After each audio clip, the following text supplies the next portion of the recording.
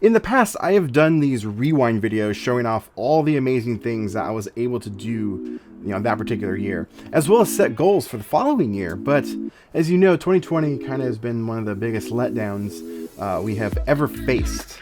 At least that's what everyone is saying, but I'm a little more optimistic than that. I like to see the good in everything that I can. I try to find the hidden meaning that's lurking in the shadows. And 2020 has been filled with just that.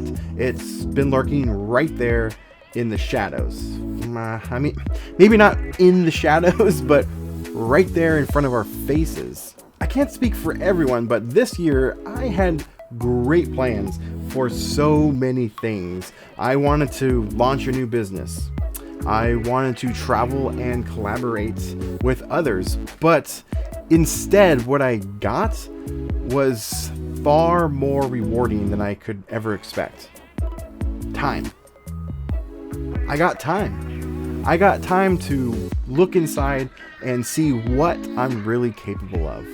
For the last 8 years or so, I have served the community in a lot of different ways, and I was gearing up to launch a new business back in March that helped the smaller guys and gals grow and succeed in their dreams. But when all that came to a screeching halt, I was allowed to focus on myself, which was, kind of new to me.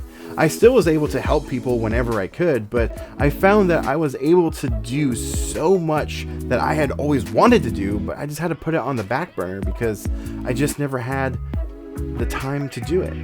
I found that I was able to be way more creative than I have ever been in years. Like I said earlier, I had only a few main goals for this year. Launch a business, travel, collaborate with others, and get to work on my documentary. And though I still got to travel safely, that is, I got to work on my doc after all. I didn't get to collaborate with others as much as I wanted to, but considering the circumstances, that's okay. But I was able to do so many other things that I never thought I would even get to do or even enjoy doing, like writing and creating a book. I found that it helped me through a few things, like finding peace with an old relationship I had. You can look at 2020 as a bad year, absolutely, but maybe just look at it from a different angle for just a second. What this year forced us to do was stay home, and maybe that gave you the opportunity to spend a lot more time with your family that you never really got to do because of work and things. Maybe you got to finally remodel that bathroom, or maybe you mastered patience. Or maybe you just got to take a break and reevaluate things in your life generally. You can find so much good within the bad, and you tend to find what matters most when you do. But even for me, it wasn't an easy year. I lost a lot of things, a lot of opportunities, and things that also meant a lot to me. This year definitely put a lot of pressure on everyone, and I think it showed us all who people really are and what they're capable of doing, even when they feel like their backs are up against the wall.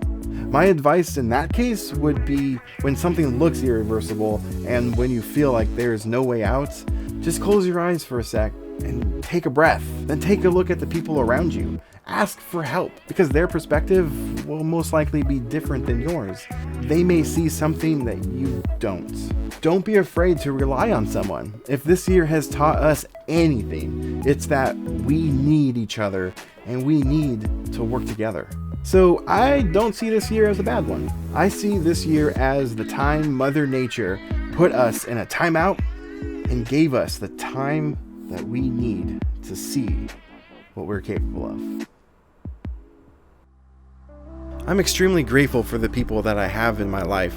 Sometimes even the most optimistic of people can fall down, and having the right people there to pull you out of the dirt reminds you that it's not all bad. I also want to thank you. If it wasn't for this awesome community, I wouldn't have been able to do what I was able to make happen this year. So, from the bottom of my heart, thank you.